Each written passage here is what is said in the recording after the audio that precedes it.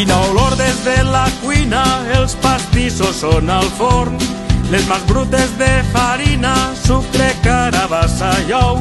Trobarem a cada poble l'ingredient tradicional, compartim aquestes festes amb els dolços de Nadal. Arrop i talladetes i coquetes de satxí, pilotes ensucrades, coques fines i arnadí, pastissets de moniato, neules, casques i bunyols, confitxo, peladilles, rosegons o carquinyols.